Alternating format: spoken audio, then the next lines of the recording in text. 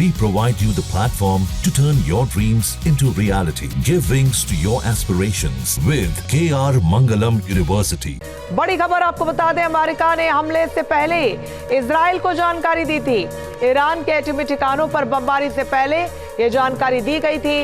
Israel को loop पर रखा गया था और इजराइल कहीं ना कहीं ये जानता है कि अमेरिका उसके सपोर्ट और समर्थन में यहाँ पर है। हालांकि परमाणु ठिकानों को लेकर बड़ी समस्या इजराइल के लिए बनी हुई थी।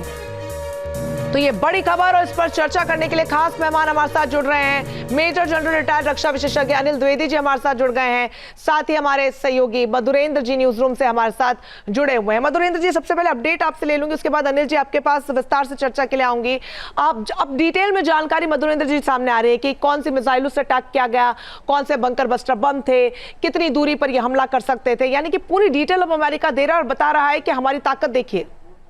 देखिए, बिल्कुल 30,000 पाउंड जीबीयू का इस्तेमाल करते हुए अमेरिकी बॉम्बर ने सबसे बड़े न्यूक्लियर ठिकाने कहीं ईरान के तो फोर्डो को तबाह कर दिया। इसके अलावा इस्फहान और नतांज पर भी हमले किए गए हैं, जिस पर इजराइल लगातार हमले कर रहा था। लेकिन इजराइल की ये कैपेसिटी नहीं थी कि वो फोर्डो को पेनिट्रेट कर पाए, क्योंकि फोर्डो का जो समूचा न्यूक्लियर ठिकाना था जहाँ पर यूरेनियम को एनरिच किया जा रहा था, वो काफ़ी गहरा था, खासतौर पर पहाड़ी और टनल के नीचे, जहाँ पर सिर्फ और सिर्फ अमेरिकी टनल बस्टर बम ही काम कर सकते थे। इस वक्त आपको मैं जानकारी दूँ कि जो फ्लाइट ट्रैकर्स हैं उस पर आप अमेरिकी फ्लाइट्स को नहीं देख सकते। इसके अलावा पूरी तरह से जीपीएस जो है वो आप ईरान में लॉक कर दिया गया है, क्योंकि अब ईरान पलटवार करेगा, इसकी संभावनाएं प्रबल दिखाई दे रही हैं और उसके मद्देनजर ये कदम भी उठाया गया है। इस बीच आपको जानकारी दूं कि थोड़ी देर बाद ही दरअसल प्रेसिडेंट ट्रंप मीडिया को संबोधित करेंगे, पूरे ऑपरेशन की जानकारी देंगे। उससे पहले सक्सेसफुल इस ऑपरेशन को अंजाम देने की सूचना उन्होंने ट्वीट के जरिए दी और ये बताया कि किस तरह से ईरान के तीनों न्यूक्लियर ठिकानों को अमेरिकी बॉम्बर्स ने तबाह कर दिया है और इसके बाद रास्ता शांति का है। जाहिर तौर पे अब ईरान इससे पहले कि पलटवार करे,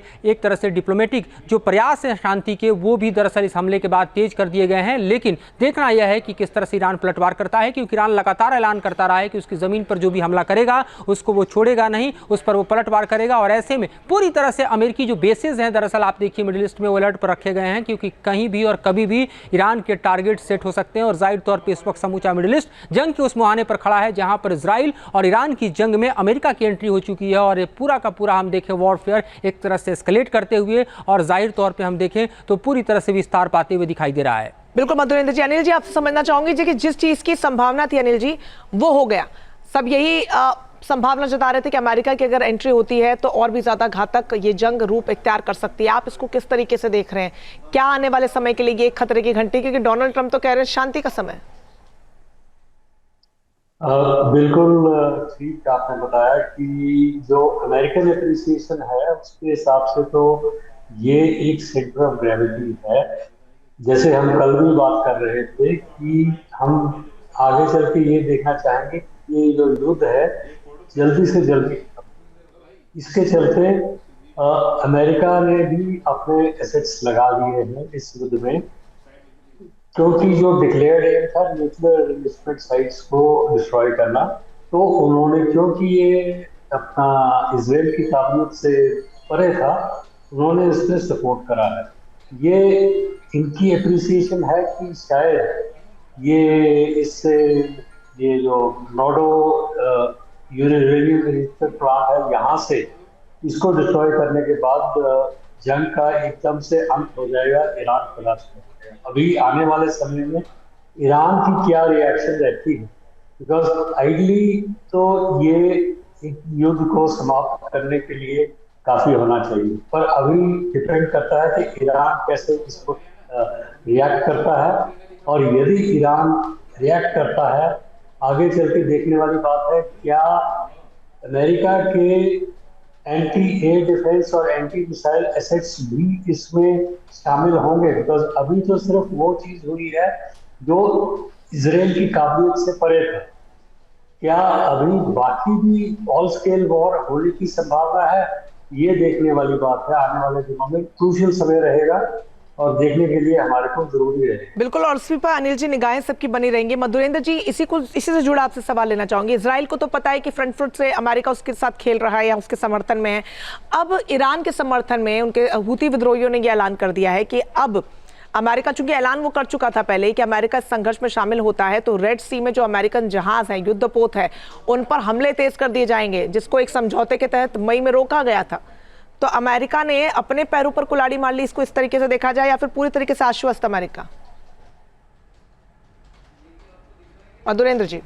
देखिए बिल्कुल इसकी संभावनाएं प्रबल हमें इसलिए भी दिखाई दे रही है क्योंकि पूरी तरह से आप देखें तो जो मिडिल ईस्ट में अमेरिकी बेसेस हैं और खासतौर पे आप देखिए तो इस वक्त हम देख रहे हैं कि जो भी अमेरिका के सैन्य बेस हों, एयर बेस हों या फिर नेवल बेस हों, ये सब के सब इस वक्त अलर्ट पर रखे गए हैं। खासतौर पर आप देखिए तो इस वक्त जो डेवलपिंग स्टोरीज निकल कर आ रही है उसमें साफ तौर पर कहा गया है कि न सिर्फ अमेरिकी सेना अलर्ट पर है बल्कि इसराइल भी पूरी तरह से जो है अमेरिका के साथ एक ज्वाइंट कोलैबोरेशन करते हुए इस ऑपरेशन को आगे बढ़ाने के लिए तैयार दिखाई दे रहा है। बातचीत खासतौर पर आप नेतन्याहू और ट्रंप की जो हुई है उसकी भी पुष्टि की गई है। अमेरिकी मीडिया ने इस बात की पुष्टि की है कि दोनों के बीच इस ऑपरेशन के ठीक पहले बातचीत हुई है और पोस्ट ऑपरेशन की स्ट्रेटजी भी ड्रॉ कर ली गई है, जिसके मद्देनजर दरअसल दोनों देशों की सेनाएं तैयार है और खासतौर पर अमेरिकी बेसेस पूरी तरह से तैयार हैं। इसकी आशंका जैसे जैसे प्रबल हो रही थी, ईरान जो है बौखलाया हुआ था। कल हमने देखा किस तरह से ईरान के राष्ट्रपति ने दरअसल मैक्रोन से बात करते हुए कहा कि ईरान को अधिकार है कि अपने न्यूक्लियर प्रोग्राम को आगे बढ़ाए और किसी भी दुनिया के देश को हक नहीं कि ईरान के न्यूक्लियर प्रोग्राम में दखल दे या फिर ईरान के न्यूक्लियर प्रोग्राम को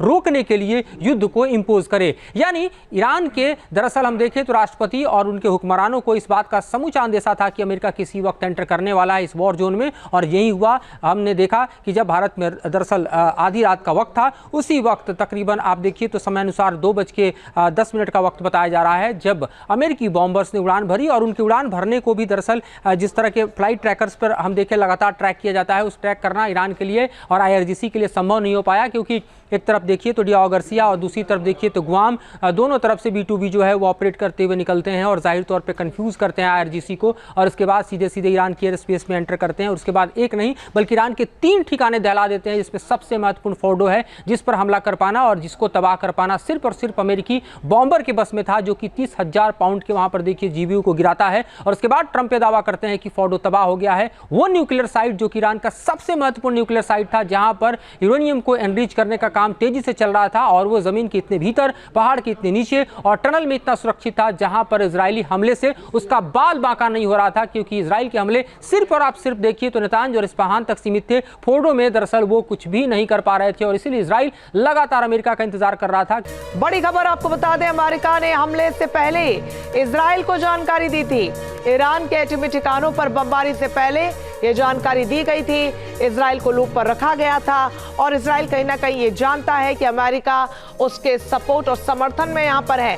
हालांकि परमाणु ठिकानों को लेकर बड़ी समस्या इजराइल के लिए बनी हुई थी। जहाँ भक्ति है हर शब्द में, कथाओं में छुपे हैं दिव्य रहस्य और ज्योतिष देता है जीवन को दिशा। धर्म से जुड़ी हर बातों को जानने के लिए हमारे चैनल स्तुति को सब्सक्राइब करें। चैनल पर जाने के लिए इस लिंक पर क्लिक करें।